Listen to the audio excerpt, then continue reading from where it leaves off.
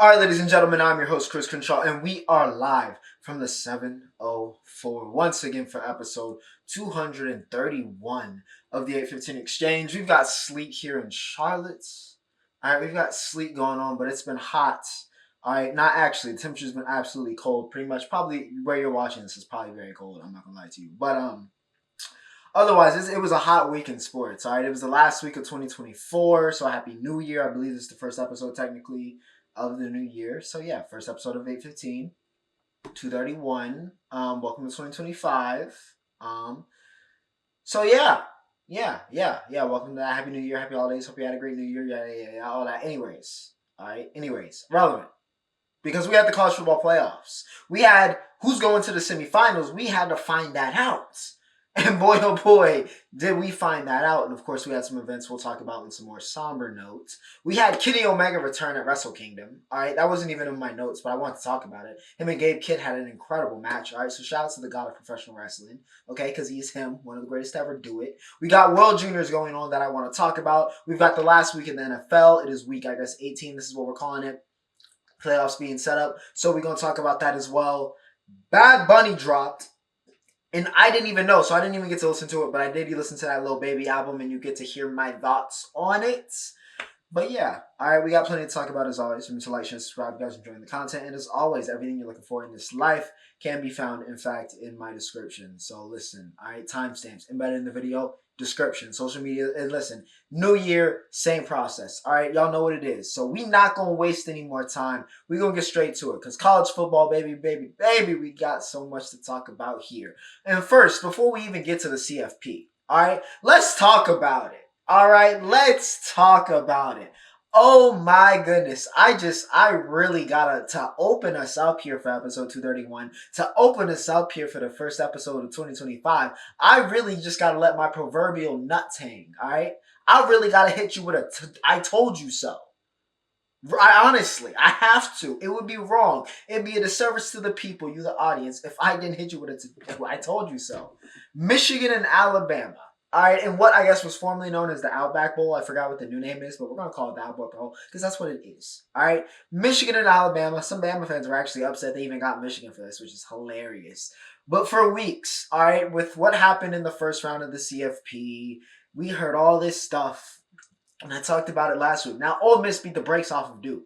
All right, and Jackson Dart looked like that guy. So they upheld, I guess, their end of the argument. But we heard all this talk about Alabama, and maybe they should have been in over in SMU or whoever, right? That was the big talking points, right? Oh, the SEC. It's the SEC, so they deserve more teams. And Bama, it's Alabama. This ain't Nick Saban's Alabama. This is not your pappies, your uncles. Hell, it's not even the Bama I grew up on. It's a different era. No disrespect to Kalen DeBoer, but this is not Death Star, Alabama. And y'all really got a real firm, rude awakening in this game. I mean a rude awakening. Michigan smokes Alabama 19-13. This was, it started off 16-0. Jalen Milroe. How many times did I say it? How many times over the course of Jalen Milroe's career have I told you what he is? How many times? And honestly, at this point, Bama fans, after I think the interception, y'all had started to think like I do. He's not the guy. He never was the guy. There were moments where he looked like he could put it together, but he's just not one of those players that could put it together. And he never did. He never did. He has a rocket arm. He's got all the athleticism you could ever want in a quarterback, but he might not be a QB. He just might not be a QB. And we saw, some absolutely, there's no other way to put this, but some absolutely diabolical, all right, diabolical quarterback work in this game. Because at one point in time, after Davis Warren got injured his ankle, actually ended up having to have surgery on that as well. We had Alex Orji versus Jalen Milroe in this game. So Jalen Milroe versus slightly worse Jalen Milroe. Jalen Milroe, if he couldn't complete a pass. It was horrific. Absolutely horrific quarterback play.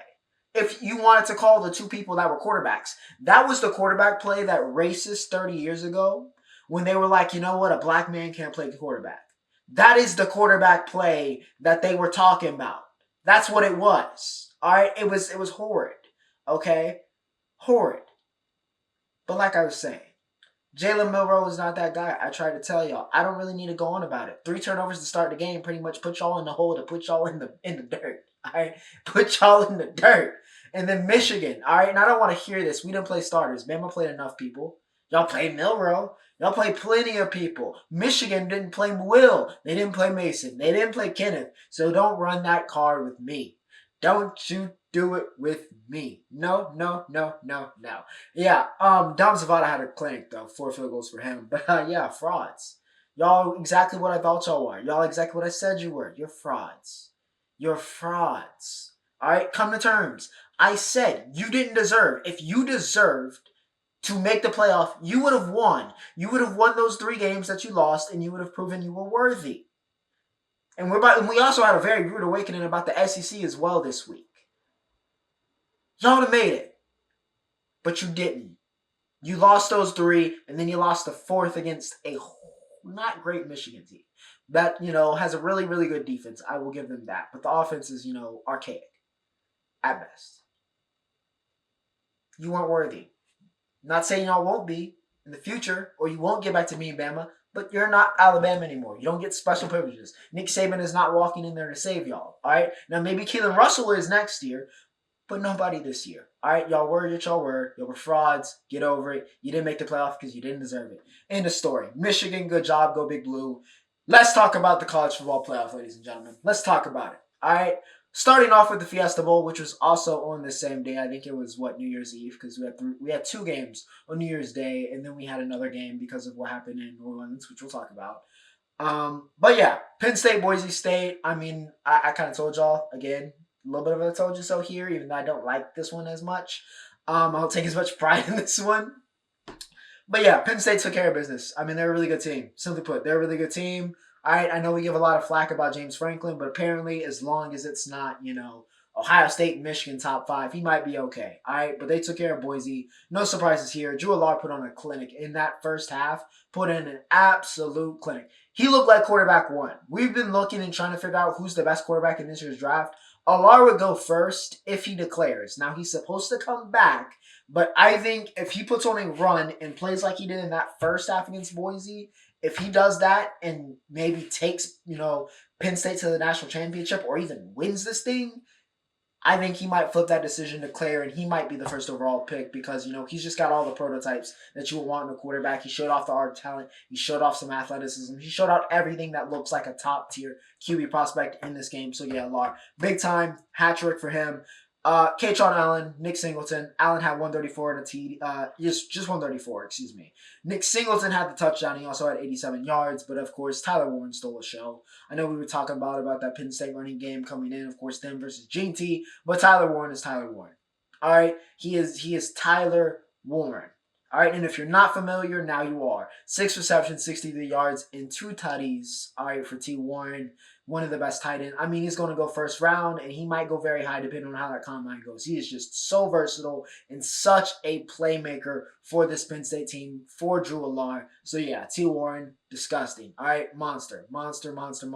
He is going to look great on my fantasy team next year. They also had 9 TFLs at Boise State, and they put the pressure on Maddox Madden, okay? They put some pressure on him. And he threw 3 picks. All right, pressure can make diamonds or it can break you. I think it broke Maddox a little bit. He was unable to rise to the occasion, especially since the fact was Penn State said GT wasn't winning this game.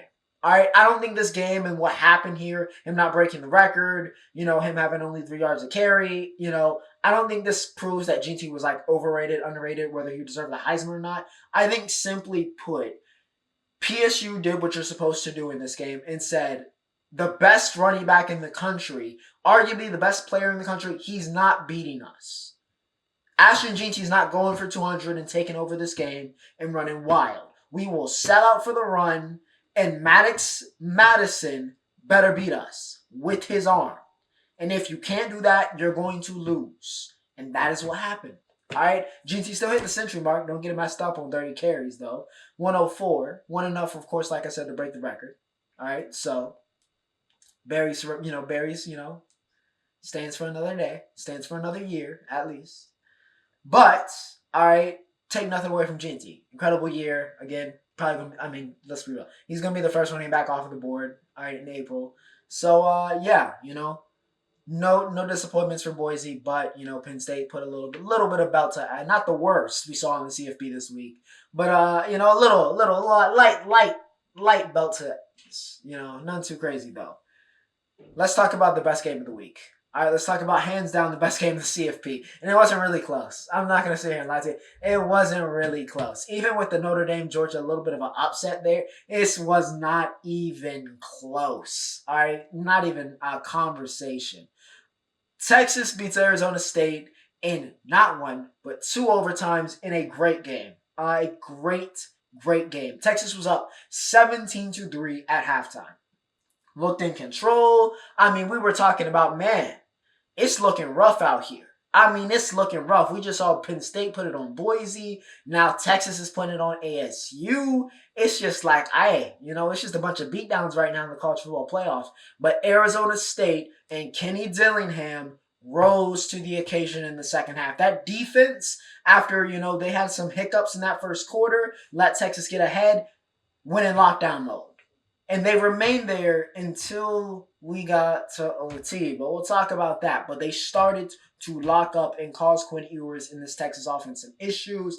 And then Arizona State simply did what they've done all year to a great extent. And it's been very successful and got them there. All right, it made them Big 12 championships. They did what made them. And that is get the ball to Cam Scatterbo by all means necessary. All right, let your best player take over the game, and that is exactly what Scott did. He went off. To simply put it, he went off in this game. 284 yards, 3 touchdowns, and that includes a 42-yard passing touchdown. He had 143 on the ground and 2 TDs there, and he also had 8 receptions for 99 receiving yards. By any means necessary. The man was sick. He was throwing up on the sideline, frustrated, crashing out, and still rallied. If that doesn't personify Arizona State University, throwing up, rallying, and putting the team on your back, then there is nothing that could. All right, there is nothing that could. Scatterbo showed why. There was a polar bear in New York, and his name was Dylan Gabriel, and we'll talk about that when we get to the OSU game, which is right after this. But Cam should have been in New York. All right, I said it back then. I'm going to say it right now after he proved it to the world. Scat should have been in New York. He was one of the best players in the country. He deserved it. All right, and he showed it in this game against a great Texas team. However, this is a great Texas team. All right, and despite Sark, seat getting a little warm during the game, despite Ewers wondering, is it arch time? They both prevailed. All right, because I don't know what switch flipped after Scat scored an OT. I don't know what happened on that 4th down. 4th and 13 as well, by the way. I don't know how that. I mean, that was a colossal, obviously, with the result, with Texas winning this game. But an absolute colossal gaffe. I don't know why they ran a safety blitz. It's 4th and 13. The number one job, even if they get the first down, the number one job as a safety that they teach you on day 1 of the job in Pee Wee, don't let anybody by you. Do not let anybody past you. And what did Arizona State do? They let Matthew Golden, the most dangerous receiving threat on that Texas offense, with all due respect to Mr. Bond, they let him go right by. And he put them to bed. And Texas flipped the switch from there. I mean, just went completely, you know what? This game is over. This game is over. Because they scored on the first play of the second overtime. And then 2 plays into Arizona State's possession, they get the pick, Andrew Macomba, and that's it. All right, Texas just flipped the switch when it had to be flipped. So I got to give credit there. All right, Quinn had a good game, by the way. 322, 4 touchdowns total. Matthew Golden, like I said, went ballistic in OT, but just overall had a great game. He is that guy. He is that number 1 for UT. 7 receptions, 149, and a touchdown. Barron and Taft had very up and down games. The Thorpe winner, of course, Barron. He's got a big task next week we'll talk about. But him and Taft, very up and down game. I don't know how that wasn't a targeting on Taft as well. Again, what is targeting, guys? If that's not targeting, respectfully, what is targeting? All right, what is targeting? That should have been, with all due respect, Taft, great player, but that should have been targeting. And of course, Sam Levitz. for Arizona State. Even though he did throw that pick, of course, to lose the game. Showed a lot. All right, Sam showed me a lot. He showed me a lot why Arizona State could be sticking around next year, especially with, of course, Dilly. But still, Sam, very talented, showed why, maybe he could be a top quarterback prospect next year that we're talking about. Showed the wheels, showed the arm. Unfortunately, made a bad decision. All right, a lot of OT in the end is really just who breaks first. And Arizona State flinched. Texas took advantage and got it done. So yeah, best game of the week by far. Good stuff. Texas rolls though. Arizona State, I really do. All right, my former Pac-12 brethren, I wish all the best. Ohio State and Oregon. Ohio State and Oregon. OSU fans, y'all might have been hot at me for what I was talking crazy about y'all, a couple weeks ago when y'all played Michigan and took that L. But you know what? That may have been. I've heard a lot of talk about that was the best thing, and maybe it was. All right. And I don't know what it was that went through Ryan Day's head and Chip Kelly's head after that game. But, this genius idea of, I don't know. I have a bunch of NFL receivers. I have the best receiver in America, and he's a freshman. This generational talent, we should get him the ball. Who would have known that produces winning football? Who would have known?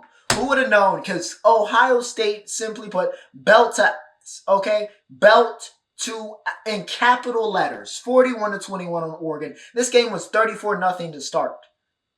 And they scored before halftime to, make it look a little bit better. But make no mistake about it. This was a beatdown. A colossal whooping. All right? Of the highest of chords. Okay? The highest. JJ had 7 receptions, 187, and 2 touchdowns. Almost all exclusively in the first half to put this game to bed. They could not stop that boy. They could not stop him. He is the best receiver in college football. I'm going to be honest with you. He would probably go number 1 overall in this year's draft. He is generational. This is prime Julio playing college football. The best. I'm talking short, intermediate, deep. He can track a ball. He can go up and get it. Anything you want. You can give it to him on a screen, a pop pass. He can take it to the crib. He's strong. He's fast. He's 6'3", 220. He is him. Jeremiah Smith is every bit what you would expect a number 1 overall prospect to look like. This is what a generational talent looks like, and he is it. All right. Jeremiah Smith dominated. All right. Oregon could do nothing with him. He powers Will Howard to a great game, 319 and a hat trick for Willie. Trevion Henderson, by the way, had a very sleeper, very good game. Of course, JJ. Mecca also got that really cool, beautiful catch. Great concentration. They stole the headlines, but Henderson still had 94 yards and 2 touchdowns. He also had honestly, Henderson's touchdown was where I was like, yeah, this thing is dead. Okay? This game is over. When Trevion broke that run off in the second quarter, I was like, yeah, this is over with. This is a murder. All right? 8 sacks, by the way. 8 sacks of Dylan Gabriel in this game. Cody Simon was everywhere, tackling everything with the pulse. He had 11 tackles, 2 sacks, and 3 TFLs. JT and Jack, I challenged them, and they have risen to the occasion. 2 sacks apiece for the boys. They are looking like, what they were supposed to be. This is what JT and Jack Sawyer were supposed to be. All right? What they've been in the playoffs since that Michigan game, they have looked elite. All right, so I got to give credit where credit's due, and I'm going to give credit to them. Dylan Gabriel had 299 and 2 touchdowns, but was largely ineffective, though I won't completely put this game on DG. He is what he is. All right, he was never going to be able to take over this game and save them. And again, it's hard to do that when your defense cannot stop the, man-child wearing 4. They also had negative 23 rushing yards in this game. Negative 23. That's not a typo. That's not me missaying something. Negative 23 rushing yards. I think that about sums up what happened here. Belt to... And one more note. Mr. Holden, Treshawn Holden, 7 receptions, 116 and 2 touchdowns. So credit where credit's due. Good game. But like I said, BTA, man. BTA. Now, of course, we did have some very tragic, a terrorist attack happen before the Sugar Bowl. So it did get delayed a day. So I do want to give my condolences to the families that lost someone in that, again, horrific attack. All right, horrific terrorist attack in New Orleans. So my condolences. And just, super unfortunate, especially with everything that's going on in New Orleans and just the history of that city and everything they've been with. So, yeah, of course, as it's come out, some safety precautions that were not taken should have been taken. And, I hope those are definitely in place for the Super Bowl in a month. But yeah, just, super unfortunate, super duper unfortunate. But we did end up playing the Sugar Bowl the day after, so that is what we are here to talk about. And Georgia, it's over. It's over. Now, to be fair, it was a really rough week for Georgia. Not only did you have the terrorist attack, but the day after we find out that Kirby Smart's father had a fall and then had complications in surgery and was in a really bad state, and he found out before the game. So Bobo, who's also really close with the Smart family, unfortunately Kirby's dad passes the day after. So just a horrible week. All right, a horrible week for Georgia, just kind of shrouded in tragedy. So a lot of things could have been going on there, but I also think that Notre Dame, and I kind of warned this last week when I was talking about the preview for this, Notre Dame is real, man. They are real. I didn't know how real they were, and I really kind of set this game as like, we're going to find out just how good this Notre Dame team is and whether they can win a national championship. We're going to find out against Georgia. And we found out. All right, we found out. This was not a pretty game, by the way. All right, even though Riley Leonard, I guess, is my featured statistic here with his 170 yards and a touchdown, neither of those total 170, he had under 100 yards passing and under 100 yards rushing. All right. It wasn't some scintillating great game, by the way. All right. This was defense. This was Notre Dame playing a classic SEC defense type game, or whatever you want to call it. Okay. They came in and shut down Georgia. They shut them down. And it wouldn't have mattered. All right, Gunnar didn't play necessarily a bad game, by the way. He had 234 and a touchdown. He was fine. He wasn't great. He wasn't game-breaking, but he was fine. But he wasn't good enough. He wasn't good enough. And honestly, respectfully, Carson Beck wasn't good enough. If he had played, he wasn't good enough. Notre Dame was just better. All right, Marcus Freeman has figured it out. He's figured it out. It took some time, and, oftentimes it does, but he has figured it out, especially defensively. Notre Dame is dangerous. This is not just because they play whoever they want as an independent, and maybe they didn't have to go through the, conference schedule rigors and facing riot and all that. No. Notre Dame proved in this game they are real. They say defense wins championships, and if that is true, then this Notre Dame team is primed to make something happen. Now, of course, Ohio State looks like a buzzsaw, so that's what they got next week. But with that said, Notre Dame, a very impressive performance. This game was pretty much put to bed, I feel, when Harrison took that kickoff return out at halftime. I really felt like that was kind of the dagger. And I know that sounds really, early for a dagger, but it really felt like that took the wind out of Georgia's sails. Like, it was like, yeah, they don't have it. They don't have that magic. They don't have that thing that, they can tap into to make that run. They don't have it this year. It became very evident as this game went on, and it was like, you know what? Notre Dame is really this good. And Georgia just really does not have it this year. They've got talent. They've got very good players. Molden, especially on defense, Molden, Walker. That linebacker core is still as good as ever. But they don't got it. They don't got it. And Notre Dame is going to have a chance to do something special. And Marcus Freeman and how he's built this team and how this team is bought in is a huge reason why. A huge reason why. This team could have broke after that NIU loss. We've said it countless times. I've said it countless times on this show. They could have broken after that game. A lot of us maybe thought they were going to break after that game, but they didn't. They rallied and then they locked in. It was like they sat up in the chair. They locked into the game. They put the head, whatever they did, all right? They went into the flow state, and they have stuck in it, okay? So, yeah, the Fighting Irish get it done. They win the Sugar Bowl, of course, like I said. Condolences to everything, and everybody dealing with stuff in New Orleans. But for now, Notre Dame advances. They get OSU next week. Is going to be a banger, or I guess not this week, technically. We also have got, of course, Texas Penn State. Still in the game, for those that didn't know. So yeah, going to be very, or actually, it's Penn State, Notre Dame, and Texas, Ohio State. Excuse me. Even better.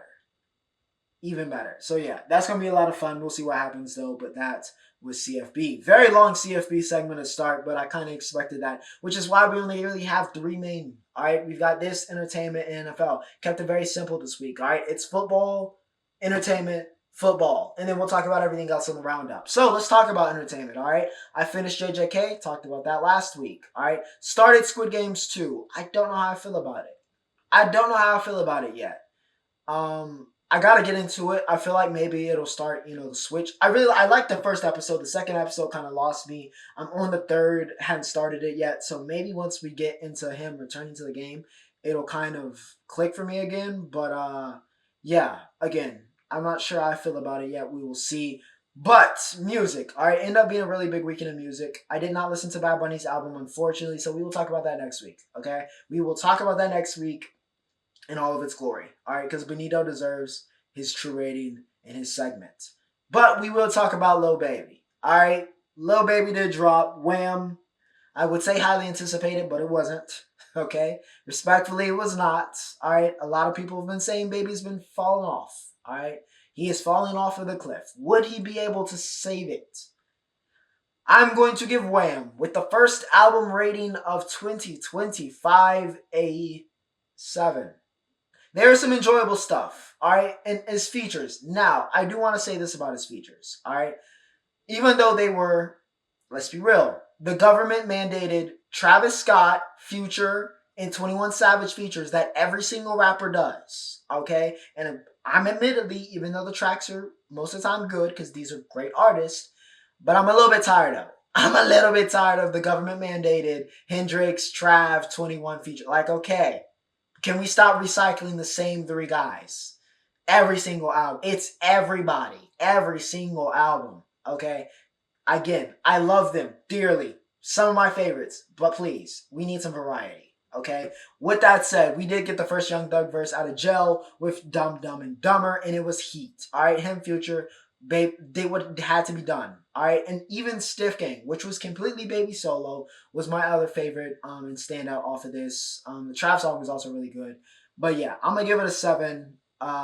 He's just not, I don't know if he can get back to that level I think a lot of us people thought he was going to be at and slash was at, about 3 years ago, kind of early in his career with like My Turn. I think a lot of people thought, he was next up.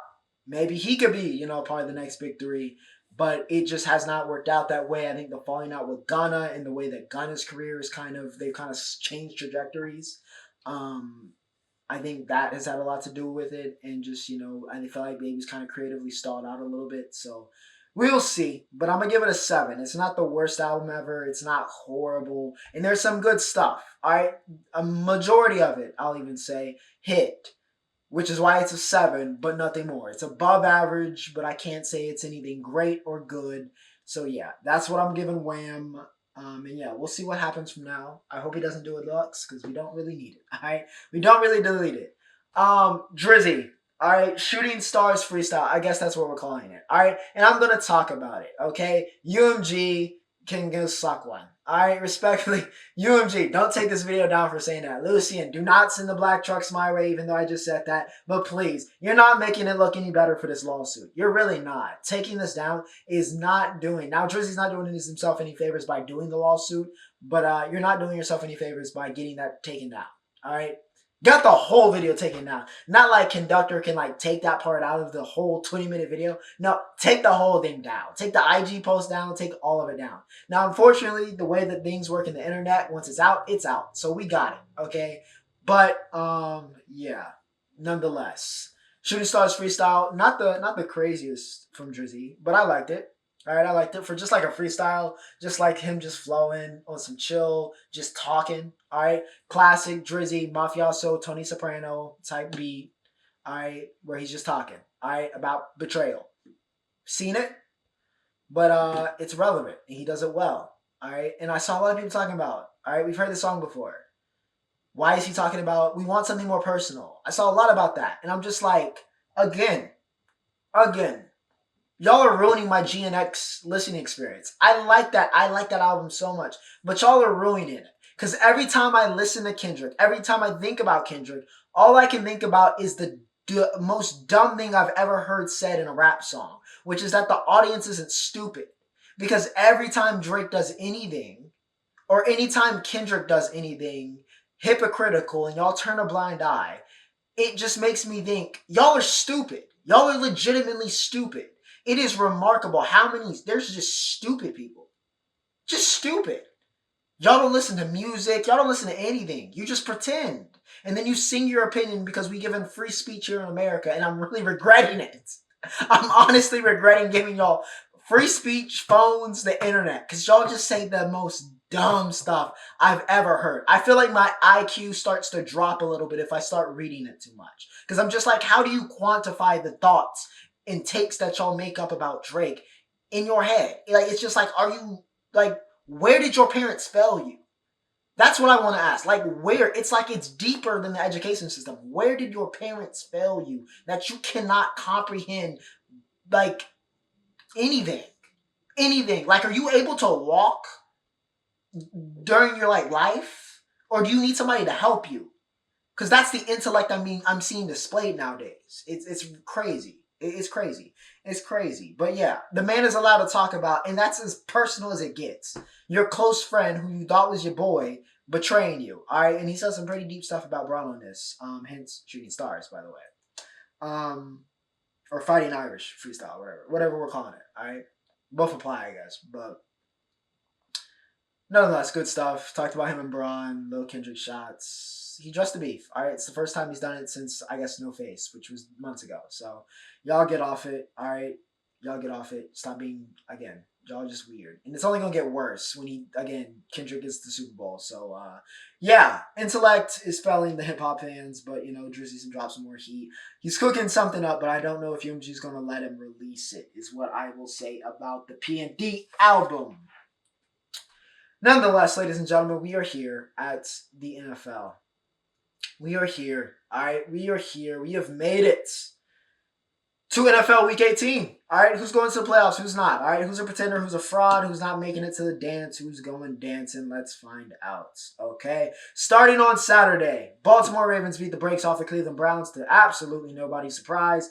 Lamar had another great game. He went for 217 and 2 touchdowns. King Henry had 138 and 2 touchdowns to finish with 1,921 yards. I know everybody talked about Saquon and him chasing the record, even though he didn't play today, so he will not break the record. But King Henry went for 1,916 touchdowns. But he was too expensive for God. I hate the Cowboys, bro. I really don't like this team, bro. I get it. I get why y'all hate us, because I hate us too. But the Ravens, pretty complete game. All right, Lamar, King Henry, do what they did. Nate Higgins, pick 6, really set the tone here against the Browns, who played Bailey Zapp. Again, I don't really have to talk too much. Lamar submitted his bid for MVP yet again, and really good game. They are Kings of the North. They win the AFC North with this game. The Cincinnati Bengals and the Pittsburgh Steelers went to war. All right, they went to war in a very frigid Pittsburgh. All right, it was cold. Burrow didn't play his best game, but he played as good as he needed to when it mattered, and he got it done. And the Bengals actually played a good game defensively, though I have to say, a lot of that was due to some absolutely horrible stuff from the Steelers. I mean, it was one of the worst. The Steelers, there is no team more fraudulent than the Pittsburgh Steelers. They might be more fraudulent than the Alabama Crimson Tide were this year. This is bad. I mean, this is remarkable. They have somehow, again, by the grace of Mike Tomlin, greatness, they are somehow 10-7 and in the playoffs. Because this is not a good team. I can't believe this is an over 500 team with some of the ways that they play sometimes. It's just horrendous. All right? Especially offensively. Defensively, they're usually pretty good. Offensively, I got no idea. Russell Wilson is washed. But I can't put this completely on him when George Pickens played one of the worst games we've seen from a good tier receiver in a long time. The man had 5 drops. 5. He had 1 catch for 0 yards in this game. 0. 1. 1 for 6 targets, 5 drops. I mean, horrible, bro. Horrible. Absolutely horrible. I think it was really more like 4 drops. But he might have been credited with 5. One of them, I think Russ just missed him straight up. But anyways, the no good, very bad game from George Pickens. And then Pat Freiermuth, who had the best game of any receiver for Russell yesterday, gets a chance on the slant to, give the Steelers a chance to win this game. and he drops it. So I think that just kind of encapsulates exactly what happened the last 5 games of the season for the Steelers. Had a chance and dropped it. When things go right, still dropped it. Defense played well, but the offense failed them. Once again, the Steelers, fraudulent. But yeah, nobody wants to play the Bengals. All right, Burrow is a dangerous, dangerous man. And like I said, my MVP, Jamar Chase went for 1096 and a touchdown. He's got the Triple Crown. All right, I don't need to see the rest of the games today. He wins the Triple Crown. All right, he's winning the Triple Crown, Offensive Player of the Year, maybe even. All right, Trey Hendrickson had 3.5 sacks. Listen, this Bengals team needs to be in the playoffs. Unfortunately, like I said, they crapped the bed early in the season, but I need whatever voodoo to happen, even though it's probably not going to happen because I think the Broncos are going to beat the brakes off of the Chiefs since they're sitting everybody. But yeah, I need whatever voodoo to happen or, the biggest rig in the history of the world so that this Bengals team makes the playoffs because I need to see Chase Burrow Higgins, Hendrickson in the playoffs and just tearing things up. All right, because they earned it, but they didn't play well enough. They didn't play well enough early in the season, and that is costing them. As you can see here, to put them in this uncomfortable situation, but they do beat the Steelers and just kind of expose them even further. The Commanders took care of the Cowboys late. No surprise. I'm very happy about this because I want a better draft pick. And yeah, I don't really care here. Jaden Daniels played like a quarter, and then they put Mariota in. He played really well. Right? 15 for 18, 161, and 2 touchdowns. Helped lead that drive to win the game as well before they gave it off and got that in the box. I think Brian Robinson caught that. Or was it McLaurin? Yeah. Scary Terry with the game winner with 3 seconds to go. Again, I didn't really care. Commanders weren't really caring too much. I mean, actually, Commanders had a little bit to play for. Nothing too crazy. It was more just kind of like positioning. However, Cowboys, we played Trey Lance. And listen, I was all in on losing this game. All right. All in, and we did, so I'm happy. Texans and the Titans, again, super unremarkable. Titans didn't really care. They get the first overall pick in the draft with this loss and a couple others. And to give you the kind of breakdown there, all right, because I do have this up. ESPN did send this. Yeah, Titans, Browns, Giants, Patriots. And the Patriots sold themselves, but we'll talk about what happened there for them to sell themselves, potentially, of one Travis Hunter. But before we talk about that, the Panthers and the Falcons went to OT, and the Falcons did not want to make the playoffs. All right, they really, really did not want to make the playoffs. So Bryce Young and the boys took care of that for them. All right, they took care of that. This was a back and forth game, a very good game. Okay, Bryce Young though has turned the corner. All right, 251 and 3 touchdowns for Bryce. I'm so happy. I'm so happy for that boy. He deserves it. He deserves it. And by the way, yet another Miles Sanders, yet another Panthers running back. It was Chuba earlier in the year. This week, it was Miles. Just another, Panthers running back walking it off here. But, like I said, Bryce has turned the corner. It's good to see after everything he went through. Benching him. Maybe benching, your own quarterback when he's in a funk so he can get his confidence back is the meta. Because it worked for the Panthers. All right, he looks like a franchise quarterback. And through the, back half of this season, gave the Panthers a lot to look forward to. Still 5-12, so I think that's still a top 5 pick. So didn't lose too much. Still can get a really good piece here in the draft. So yeah, positive things looking up here in Charlotte. The Falcons though, Penix wasn't bad by any means. Bajan went off. He had 170 and 2 touchdowns. Drakeo had 10 win 87 and 2 touchdowns himself as well. But it was not enough. All right, that defense had too many letdowns, and Bryce was not to be denied. And the Panthers get it done and knock off the Falcons, eliminating them from the playoffs. Bucs Saints actually ended up being pretty entertaining as well. The Bucs, of course, playing to win the NFC South yet again, and of course they did. All right, they did. They survived the division where nobody can get too high, but some teams, Panthers, Saints, really more so the Saints, can get too low. Somebody has to win it. All right, somebody has to be just good enough to win it. And the Bucs were just good enough to win this game. And of course, they ended it. All right, fourth quarter just kind of took over. Jalen McMillan has been a savant. All right, he has looked like Washington Jalen McMillan after a really rough start to his career. The rookie has really come together and been one of Baker Mayfield's, most trusted targets. He kicked us off here to make it and actually get the lead back with 10 minutes to go here in this fourth quarter. And then Bucky Irving put it away with 1 minute and 51 seconds. Bucks actually got the ball back because they did have to get Mike his record, get that 11th straight season of 1,000 yards, so that was cool to see. But yeah, Baker, 221, 2 touchdowns, very solid game. Mike had 9 receptions, 89 yards, just enough, all right, just enough to get that 1,000 yards. Rattler wasn't awful in this game, so that's better. Again, he's still not the answer in New Orleans. I fully expect him to be in that QB market. Amongst the other many things that the New Orleans Saints need. But yeah, rough week for them, of course, with everything going on in New Orleans with the terrorist attack. But nonetheless, the Bucks get it done, win the NFC South. They're headed to the playoffs.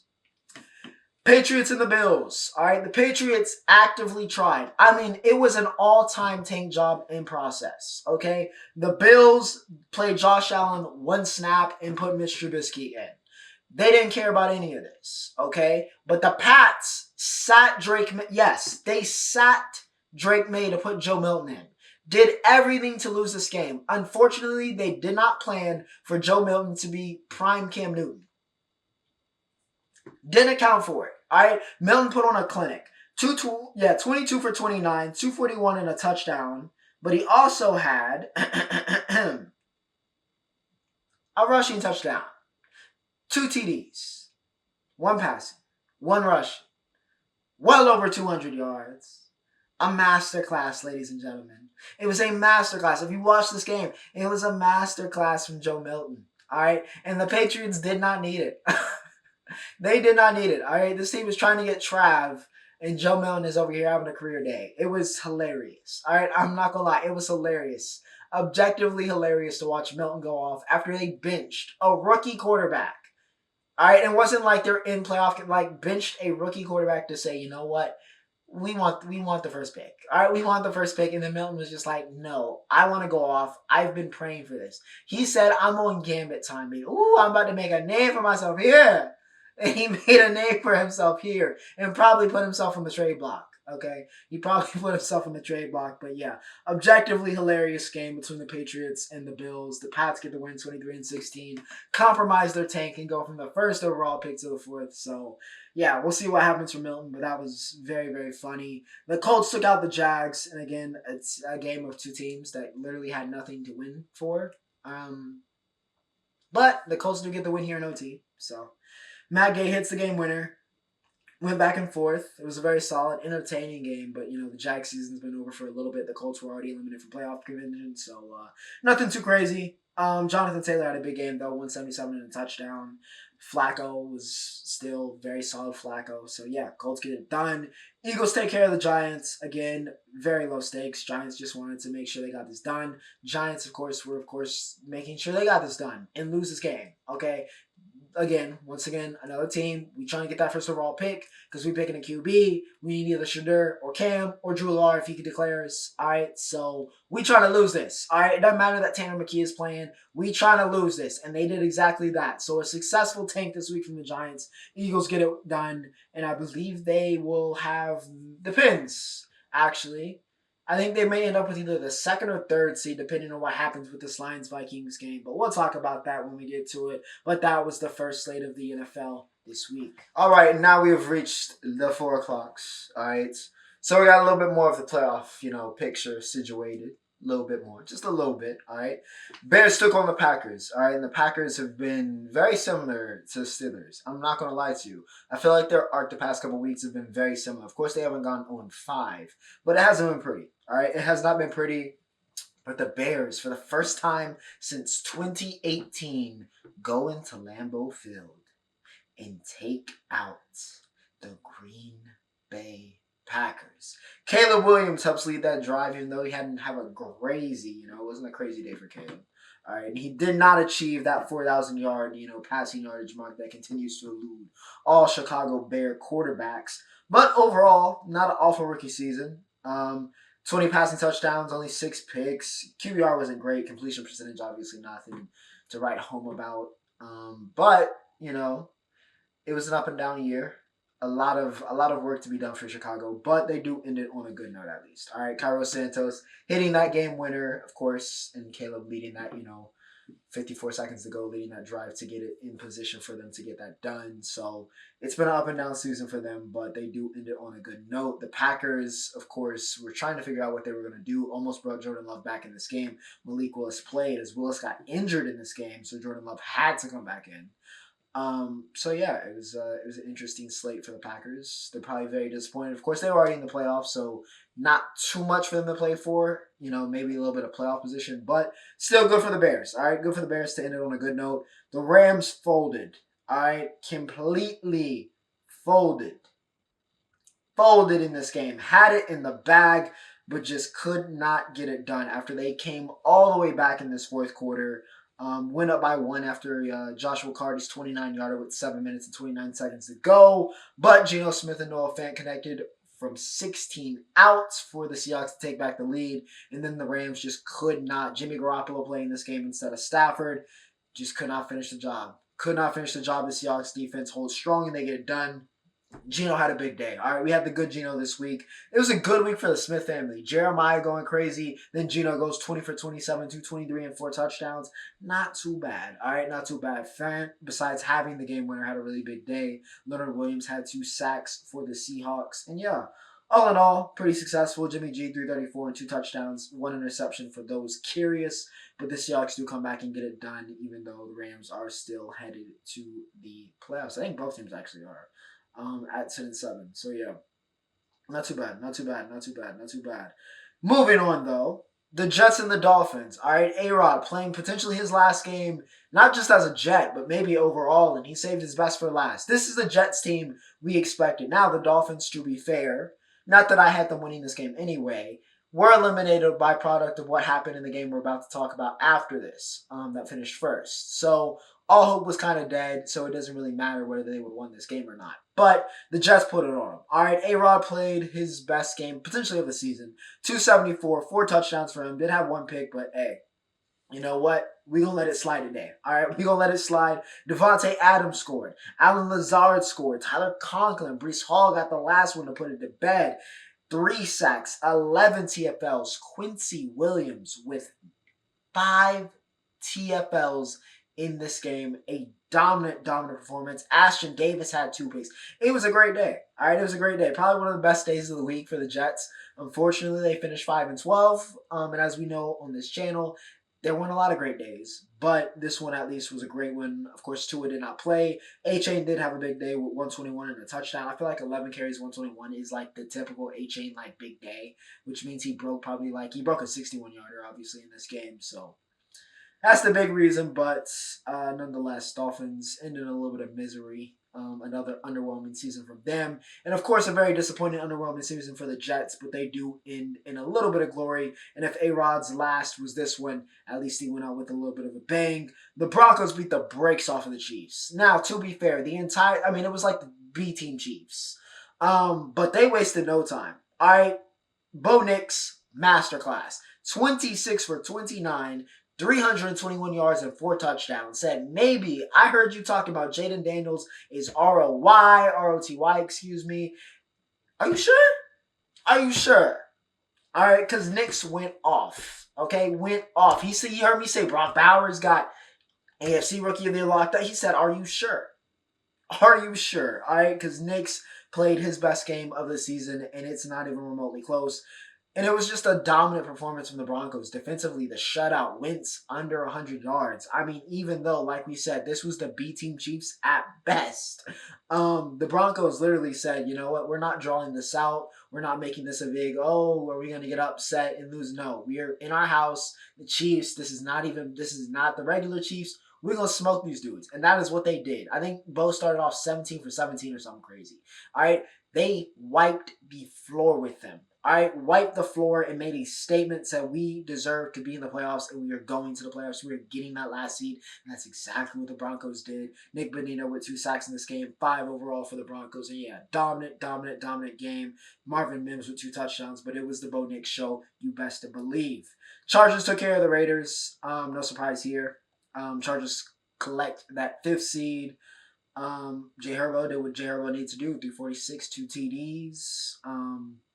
Hopefully this is the last time Aiden O'Connell has to start a game, even though he didn't play necessarily bad. Quentin Johnston. We wrote him off last year, but boy, oh boy, oh boy. 13 receptions, 186 in this game, and a very, not, a star-making year, but a star-making game, perhaps, for QJ. We'll see what happens, and if he can maybe keep this momentum going into the playoffs, but he was that guy in this game. Jacoby Myers had a big game for the Raiders, 9 receptions, 173, and a touchdown. Brock Bowers, of course, being guarded by Derwin James. Of course, that was a big matchup. James had that nice play in the end zone during this game on Brock. I think they counted either as incomplete or was the pick. Yeah, they just counted as incomplete. Okay, I was just making sure. But yeah, he did break the rookie reception record, breaking. I think Puka had it from 2 years ago. So yeah, Bowers lived up to the hype. But yeah, Raiders, we all know they're trying to pick a quarterback, likely Shadur, if he's there. So we will see. All right, we will see, but Chargers get it done, do what they're supposed to. Cardinals beat the 49ers 47-24 to put a cap on another team with another very, very disappointing season. It felt like everything fell down for the 49ers, and this felt like a very fitting way for them to go out. All right, 47 on their dome. All right, 47, nearly 50 balled by the Cardinals. Kyler, 242 and 4 touchdowns. It felt like he was getting some frustration out, all right? Like, he was exercising some demons, okay? Now, this 49ers team was, again, basically a glorified B team between the injuries and just people sitting out. We had Joshua Dobbs playing. He had 2 TDs, 2 picks. Ricky Purcell stepped up big time and showed why they picked him so early last year in that first round. And Phil Taylor had to play, the fifth-string running back. He did go over 100 yards, though, so, we'll give him that. But make no mistake about it. All right, Kyler, big day, dominated, real easy work. That's it. That's pretty academic. Cardinals aren't going anywhere. 49ers definitely aren't going anywhere. So yeah, 2 teams that probably had a little bit higher hopes, but once again, one team finishes with a bang, one team finishes with a whimper, and that was the 8 o'clocks. I will be back a little bit later for the final segments, where I'll talk a little bit. All right, we're not going to get the full Vikings-Lions, but I want to get an idea, and then we'll be back, and then we'll round this thing up. All right, and to finish up this NFL segment, all right, Lions-Vikings underway. Lions are up 7-0. So, theoretically speaking, the Lions would have the bye, which would mean the Vikings would end up playing the Rams on Monday next week. We will see what happens, though. All right, we will see what happens. Battle for the number 1 seed. And we'll see who ends up with that. I think that would be the 5th seed. Yeah. So interesting. Probably gonna be one of the games of the week. I'm sure you guys will let me know. Whatever crazy thing happens.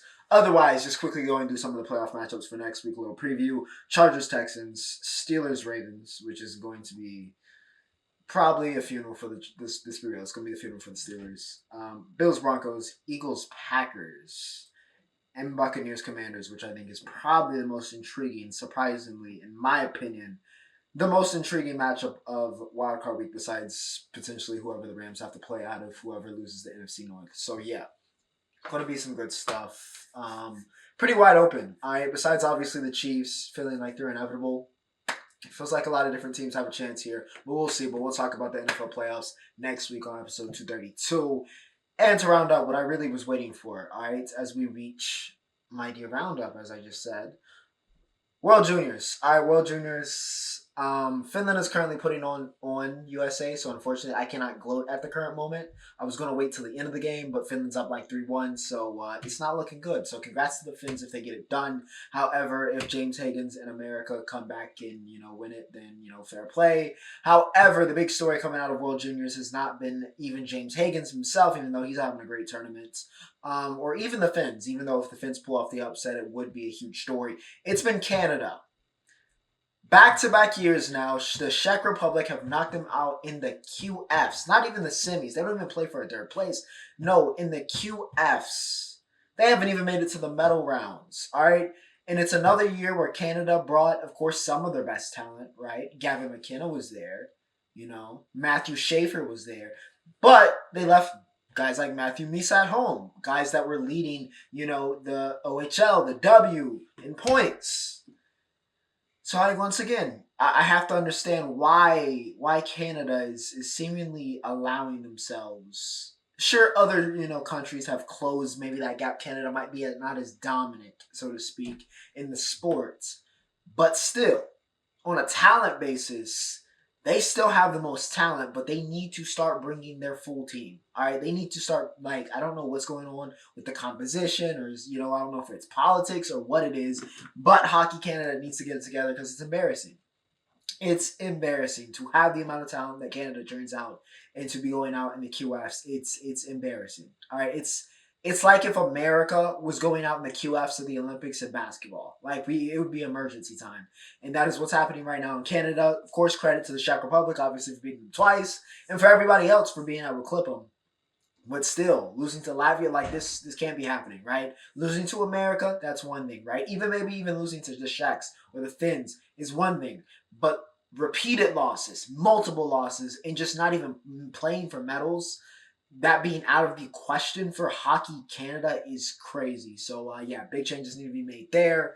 And lastly, college basketball. First off, before I talk about the top prospects, Kentucky knocked off Florida. I think that's what the third top 5 win for Mark Pope. I don't know what happened. I don't know what he has conjured. Even on like a talent basis, this Kentucky team made up mostly of a lot of transfers, but Mark Pope has figured it out. I mean, it is really making it apparent how far they had fallen and how far Coach Cal had fallen those last couple years for Kentucky to have completely flipped the script. I mean, I honestly, in my opinion, even though they're not the number 1 team in the country currently, I would probably go as far as saying they maybe should be championship favorites because nobody has been better. No team has risen to the occasion the way that UK has so far against top-tier competition. So, yeah, Kentucky cooking up something. Mark Pope looking like the savior, looking like that was a great.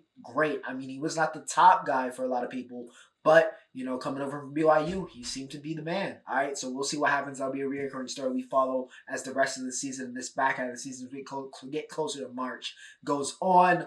Cooper Flag is very much so looking like the number 1 prospect in America once again, and really the world, let's be real. Because there's no, premier international prospect. You thought maybe Nolan Troy. Unfortunately, he hasn't been that guy. However, we got a lot of great prospects, stateside. Ace Bailey finally broke out with Dylan on the sidelines a little bit. Ace had a big game, dropped 39, though it was an L because Rutgers sucks, besides Dylan and Ace. But yeah, Ace had a couple of good games.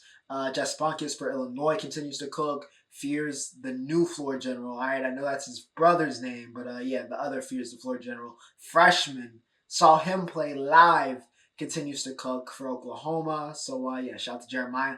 A lot of good, a lot of talent in this draft, man. It's not last year, so we'll be tracking that, and CBB, of course, will be back as a main subject. Same thing with the NBA, even though I didn't cover anything. Jalen Green seems to be in the midst of suddenly having that 1 month where he goes off. It might be January. We'll see, but he is cooking the Lakers right now. LeBron, of course, on a more positive note for him this week, besides getting dissed by Drake, did pass MJ for most 30-point games of all time. But, that pretty much covers it. All right, that is it for episode 231. All right, a lot of football this week. It's getting crunch time. It's the winter. It's cold outside, and it's time for some playoff football. So we'll be talking about more of that next week. And of course, the basketball will be back, and of course, UFC will be tuning up the band. And hell, we might even talk about some wrestling. Like I said, it's getting close. It's about to be Mania season. It's Royal Rumble season now. So yeah, they're going to Netflix tomorrow when this is uploaded. I'll be watching that. Apparently, The Rock's coming back. But yeah. Anyways, hope you have a great year. Hope this is a great start to 2025. Without further ado, Ocho signing off.